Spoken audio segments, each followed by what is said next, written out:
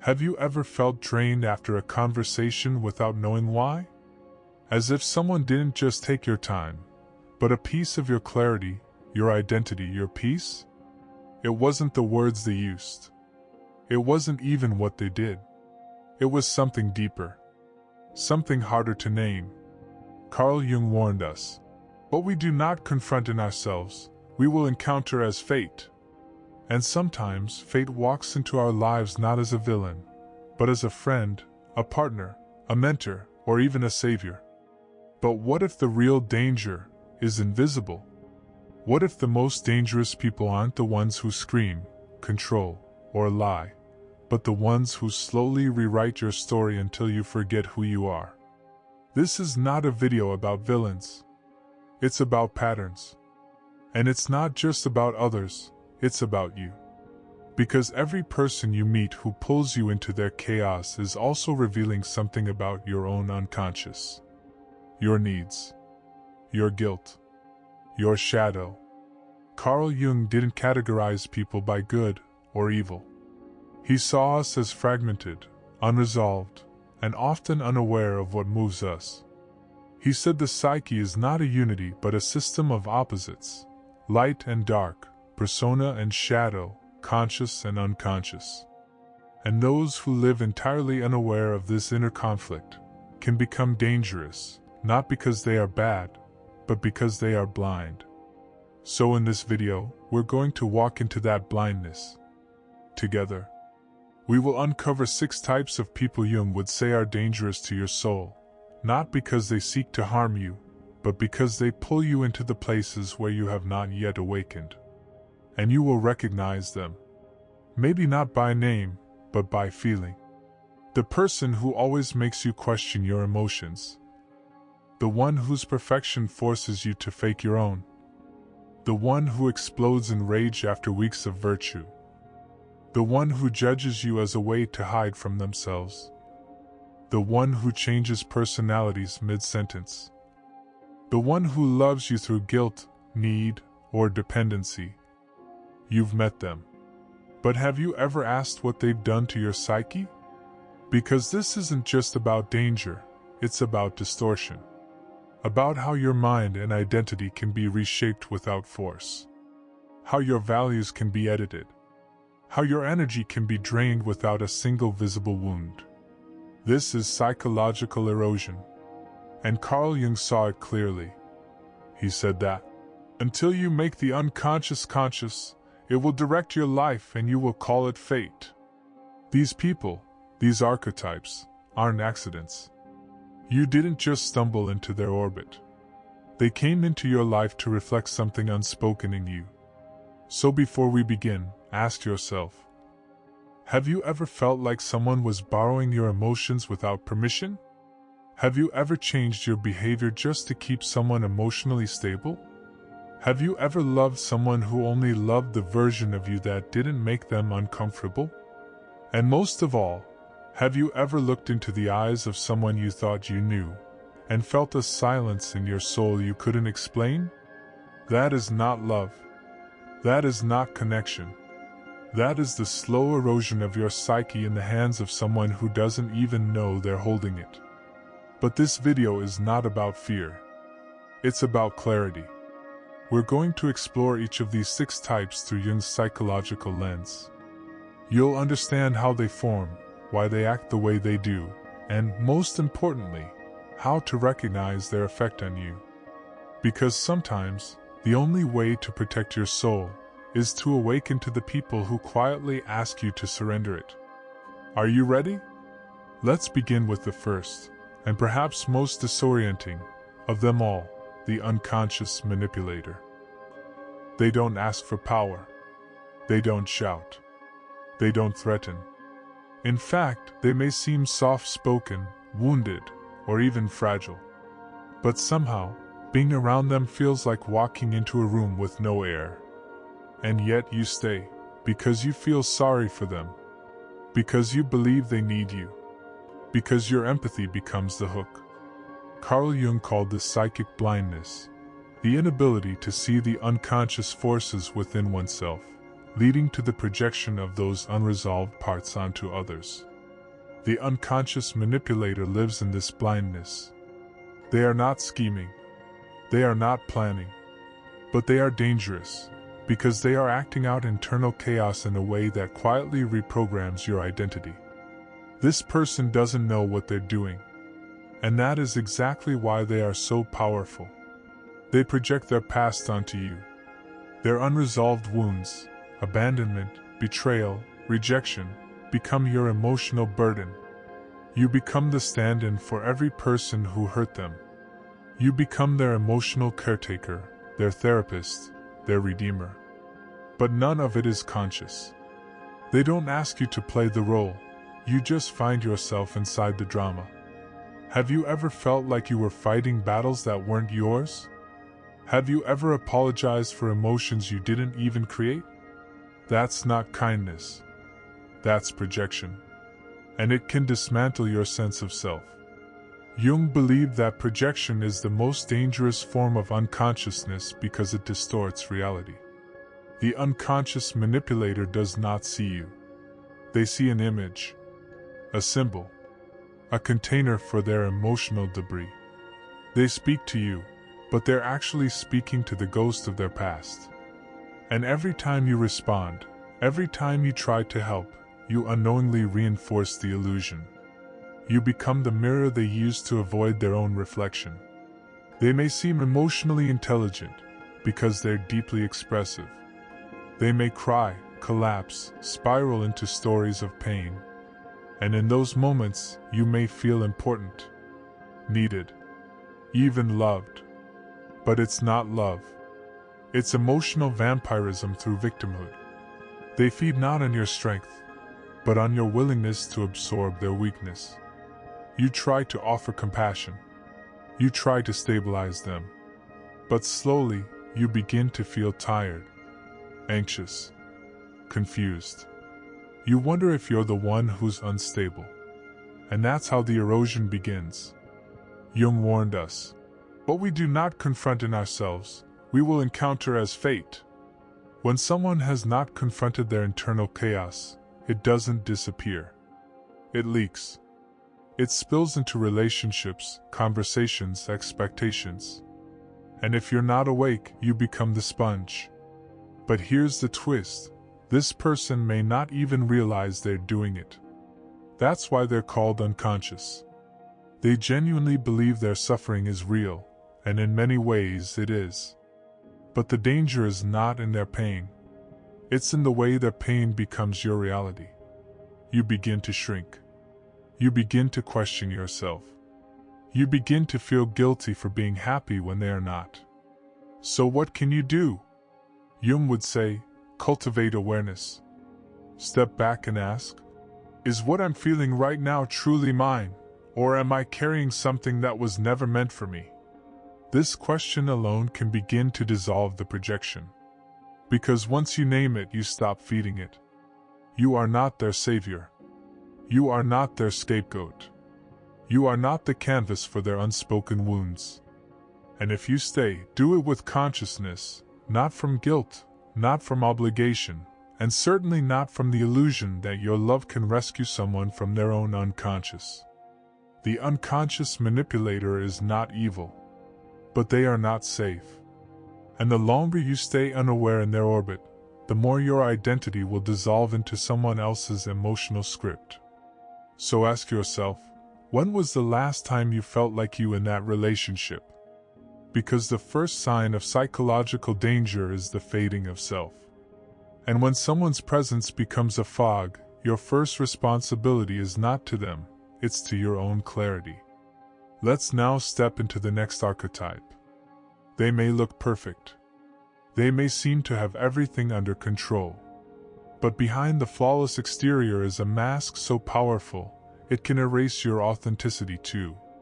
Let's meet the bearer of the persona. They always say the right thing, smile at the right time. Their life looks pristine from the outside. They're the model parent, the ideal partner, the trusted professional. Nothing is ever out of place. But if you spend enough time with them, something begins to feel off. Not chaotic. Not abusive. Just hollow.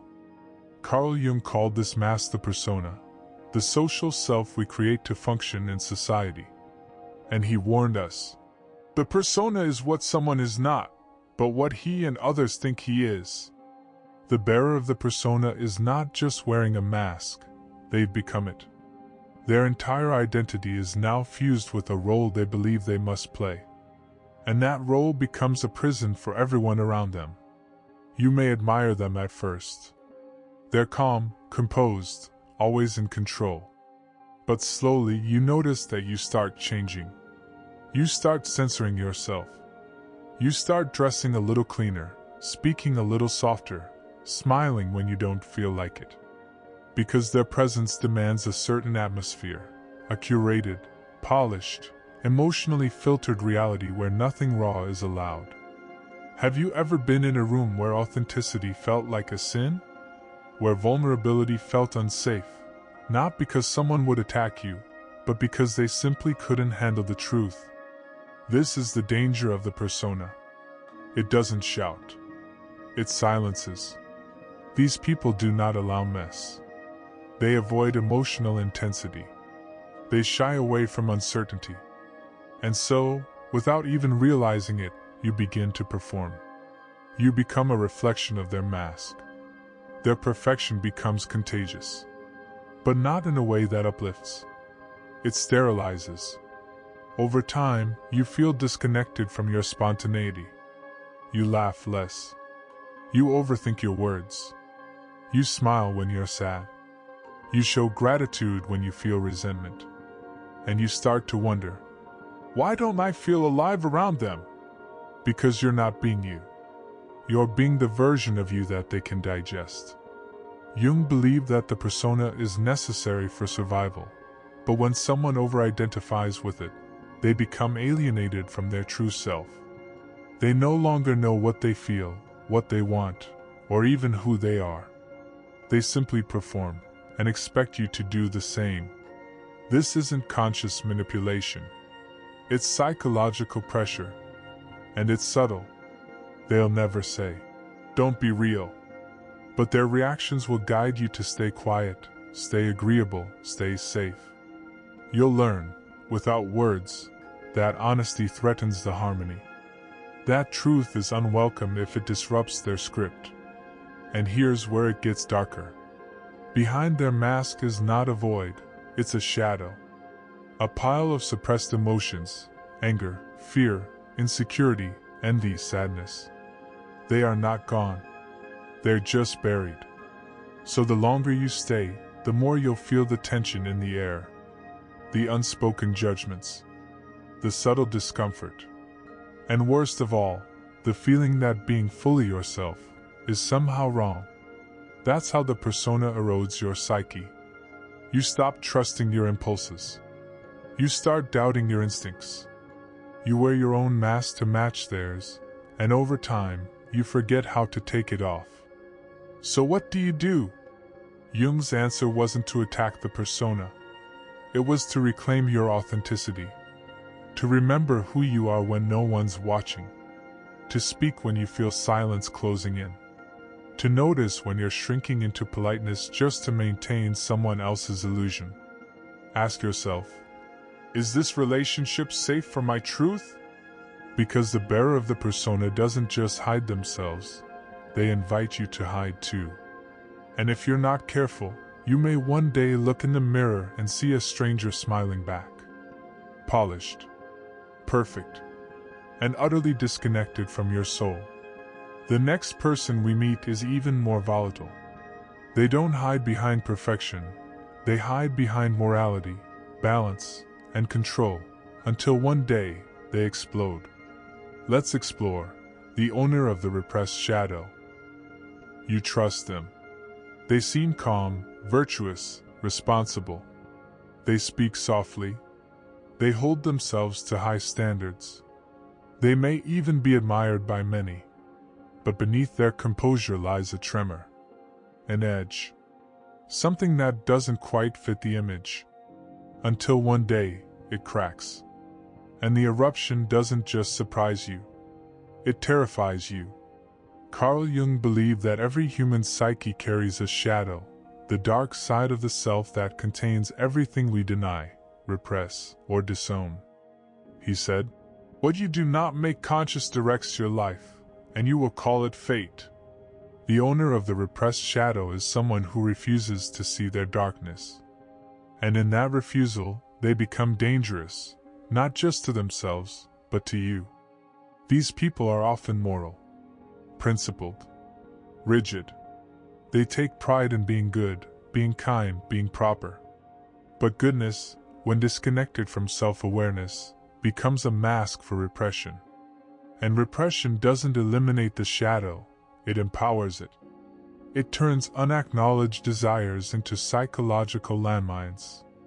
Have you ever been with someone who snapped over something small? Something trivial? And the intensity of their anger didn't match the moment at all? That's not about you. That's their shadow breaking through the cracks. Jung taught that the shadow includes everything we refuse to acknowledge in ourselves: envy, rage, lust, power, hunger, greed, even deep sadness. The more someone insists they're above those impulses, the more likely it is that those impulses are running their life from the dark. The owner of the repressed shadow isn't just unaware. They're in denial. They create an identity that's clean, in control, and morally superior. But it's brittle. And when life pressures them, when emotion rises, something explosive comes out. The real danger, though, is how they make you feel. You start walking on eggshells. You become hypervigilant. You avoid triggering them, even if they never tell you what the triggers are. You silence your own emotions so theirs don't ignite. And worst of all, when they finally erupt, you blame yourself. That's how the shadow spreads, through projection, confusion, and guilt. They might tell you that you're too emotional, too provocative, too dramatic. But what they really mean is, you remind them of what they've buried. And your authenticity threatens the structure they've built to keep it hidden. You become the enemy, not because you've done wrong, but because you've become the mirror. Have you ever felt punished for being honest? For being messy? For being human? That's not a healthy relationship. That's a shadow dynamic. And it's deeply corrosive. Over time, you begin to repress your own shadow too. You start to believe that certain thoughts are dangerous. That certain feelings make you unworthy. That parts of yourself should be silenced for the sake of peace. But Jung warned us, the shadow doesn't disappear when we hide it. It grows stronger. It moves underground. And it eventually explodes, either in the person who represses it, or in the people closest to them. So what do? You hold your ground. You stay conscious. You refuse to absorb the violence of someone else's denial. You ask yourself, am I afraid to be myself around them? Am I shrinking to preserve their self-image? And if the answer is yes, you begin to step back. Not in cruelty, not in anger, but in self-protection. Because when someone won't face their darkness, they will make you the vessel for it. And the more you accommodate them, the more you betray yourself. The owner of the repressed shadow doesn't wear horns. They wear virtue. But their true self, the one they fear the most, is never far behind. The next person uses that very virtue as a weapon. But not in silence. In the name of morality, they will slowly dismantle your sense of self. Let's meet the moral controller. They speak in absolutes. They know what is right, what is wrong, what is good, what is evil, and they are certain that they live on the side of virtue. They don't ask questions, they deliver conclusions. But underneath their polished morality is not clarity. It's projection. Carl Jung believed that when we repress our shadow, we often disguise it as righteousness. The moral controller is not just a person with high standards. They are someone who uses morality to dominate, not to inspire, but to shame, not to guide, but to bind. They don't scream. They don't threaten. They simply imply, through silence, glances, or subtle condescension, that you're not good enough. And what's worse, you begin to believe it. Jung once described the psychological tension between Christ and Antichrist, not as literal figures, but as archetypes. The light and the dark, the conscious and the denied. He said that the brighter the persona, the darker the shadow behind it. And the moral controller is often a master of light, radiating decency, compassion, spiritual clarity, or ideological purity. But behind the light there is fear, rage, confusion, guilt. The very things they claim to have transcended are still alive within them, buried deep and unprocessed. And to silence those internal contradictions, they seek to control you. Have you ever felt guilty for having a desire? Have you ever questioned your own instincts because someone suggested they were immature, or selfish, or ungodly? That's not guidance. That's colonization of the soul. The moral controller doesn't just want to influence your choices. They want to shape your conscience. And they often do it in the name of love. They'll say, "I just want what's best for you." Or, "I'm telling you this because I care." But what they're really doing is offloading their own denied impulses, their own guilt, onto your identity. You become the symbol of what they fear in themselves. They condemn your freedom not because it's wrong, but because it threatens the cage they've built to feel safe. Jung explained this through the concept of projection. When someone hasn't made peace with their shadow, they will unconsciously cast it onto others and then attempt to purify or correct those others. It's not about truth. It's about control. You'll notice it in the way they speak to you. The constant moral framing. The subtle superiority. The way your differences are seen not as preferences, but as sins. And this can happen in any context. A parent, a friend, a mentor, a spiritual leader. The position doesn't matter. The mechanism is the same, shame disguised as wisdom. You begin to self-censor. Not because you fear consequences, but because you fear disapproval. You start to weigh every decision against their imaginary approval. You question your motives. You dull your fire. And over time, you lose connection to your own compass. And here's the most painful part. Their moral judgments feel like truth. That's what makes them so dangerous. They're not aggressive. They're convincing. So what do you do? Jung would tell you to reclaim your projection. To realize that the guilt you feel may not be real. That the shame was installed. That your intuition, your desire, your soul, they are not defects. They are data. Ask yourself, is this morality freeing me or shrinking me? Because if someone's guidance feels like suppression, it's not guidance at all. It's shadow play. The moral controller is not just enforcing rules. They are escaping their own chaos by trying to tame yours. And the more you let them define you, the more distant you become from your own truth. Let's move now to someone who is not as composed, not as righteous, but just as destabilizing. Their emotional reality shifts like weather, and if you're not careful, you'll start shaping yourself to match their storms. Let's meet the complex individual. They can be warm, magnetic, attentive. There are moments where you feel seen like never before. But just as quickly, the weather changes. A look, a phrase, a silence.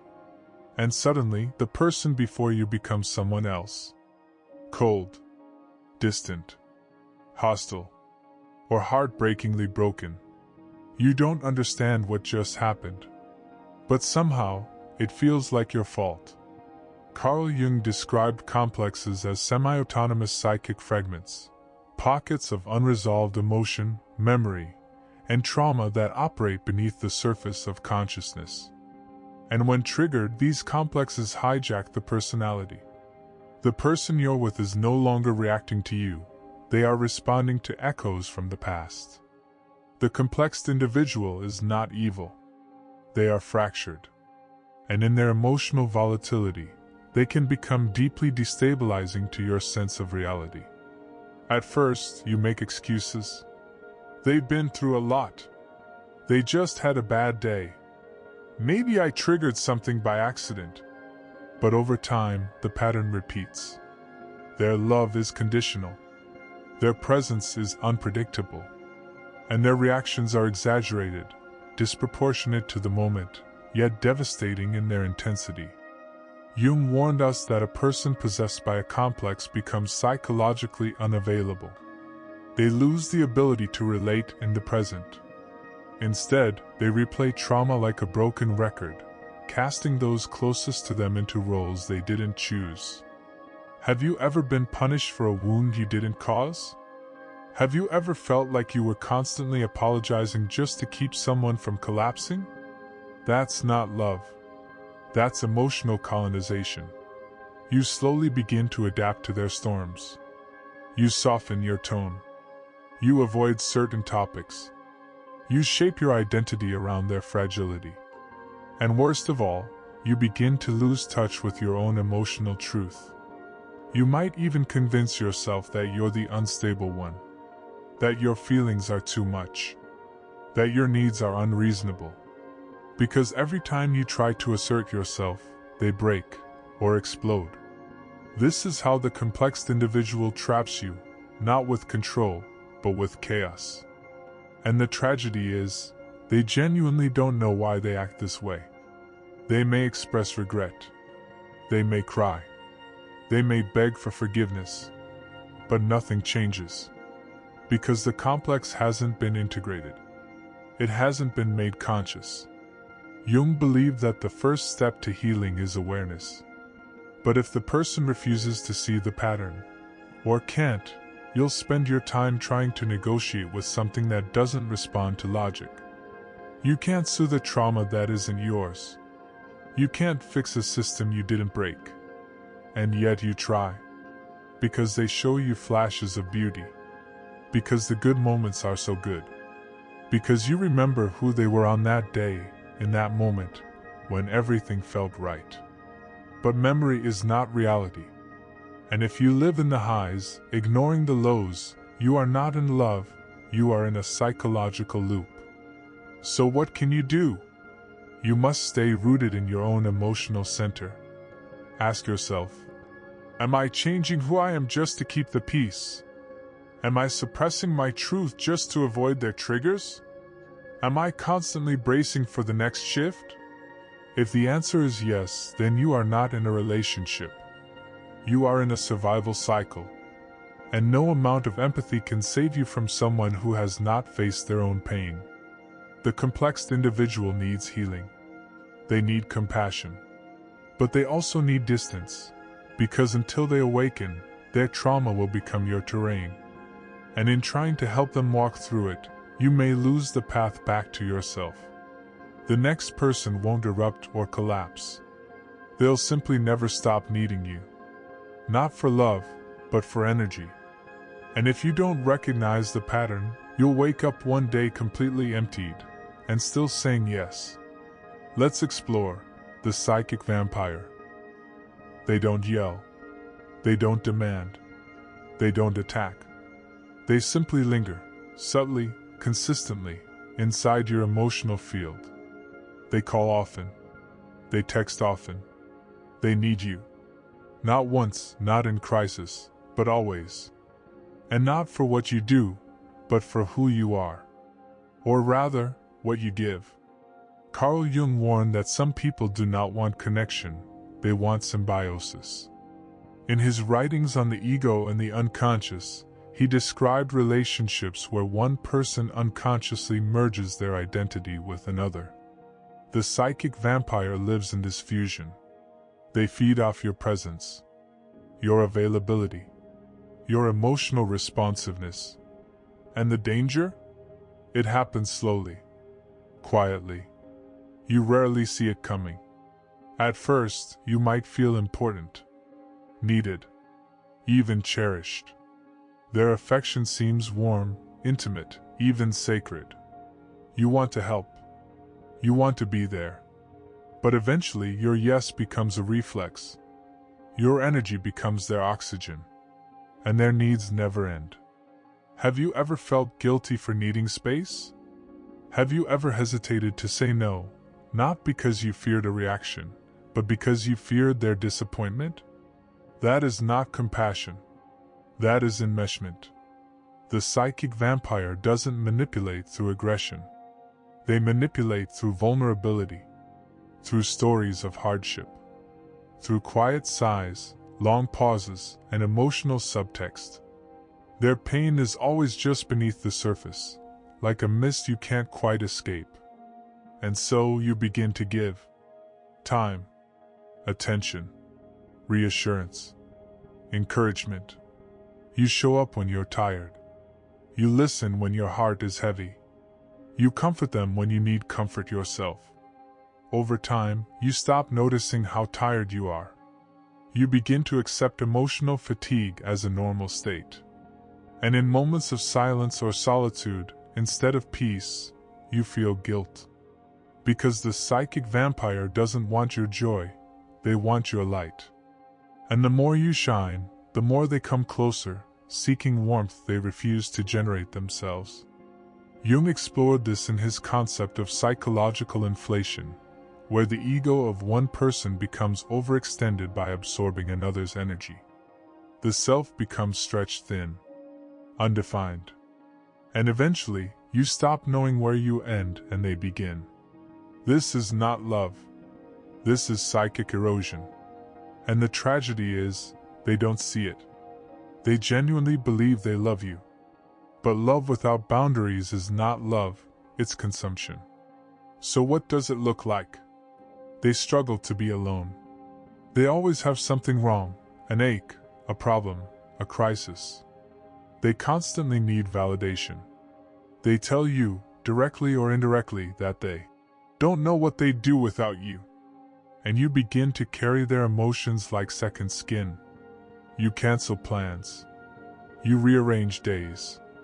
You say things like, "They just need me right now." But when is not right now?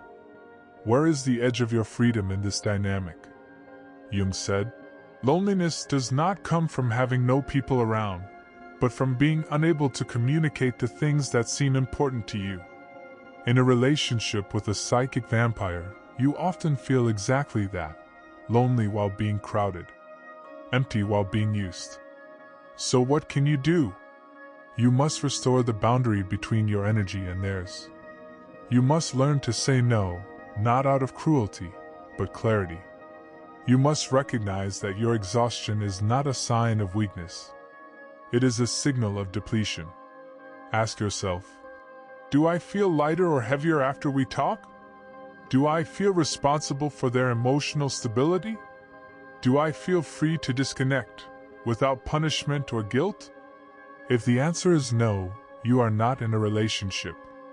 You are in a silent sacrifice. The psychic vampire is not evil. They are deeply afraid of their own emptiness. But if you become the medicine they rely on, you will lose the parts of yourself that were meant to be whole. Now that you've seen all six, maybe something inside you is stirring. A memory, a face, a pattern, not just from others, but from within. Because the truth is, the most dangerous people in your life are not always villains in the classic sense. They don't show up with malice. They show up with wounds, with fears, with masks. And without realizing it, they ask you to carry what they refuse to face. Carl Jung never told us to cut people off with judgment. He told us to wake up. Because unconsciousness is contagious. One person's blind spot can become your confusion. One person's shadow can become your shame. So here's the question that matters now. How do you protect yourself without becoming cold, hardened, or disconnected from your humanity? You start by seeing clearly.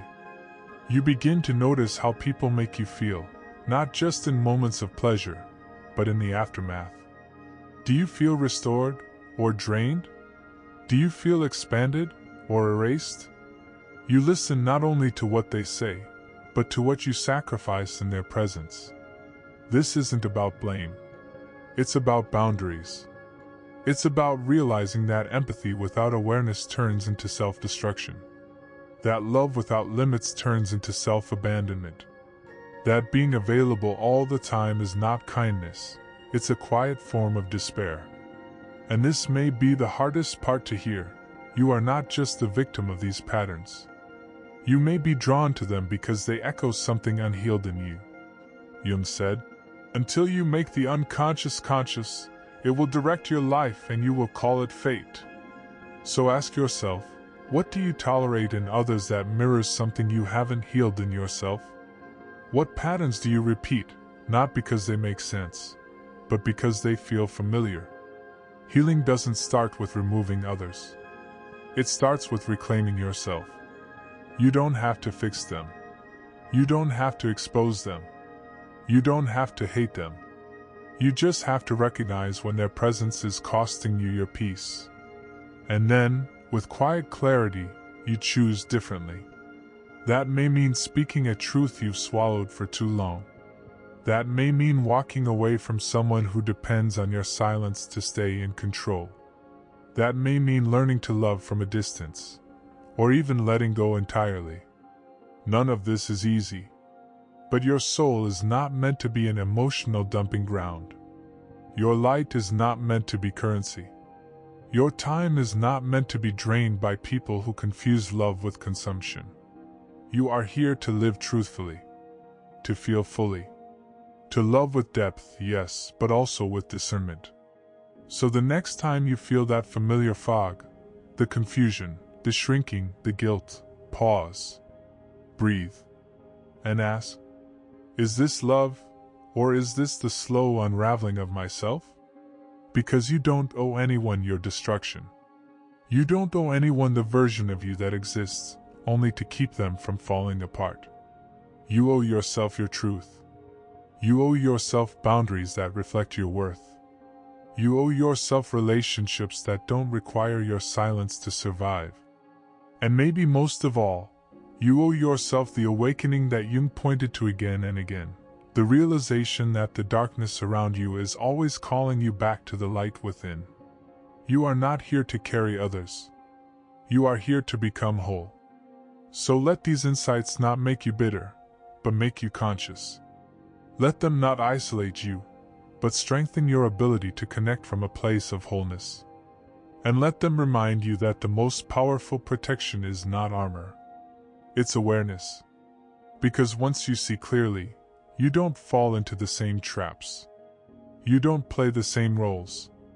You don't repeat the same stories. You write new ones. And in doing so, you become what Jung always believed we could become, not perfect, not invincible, but awake.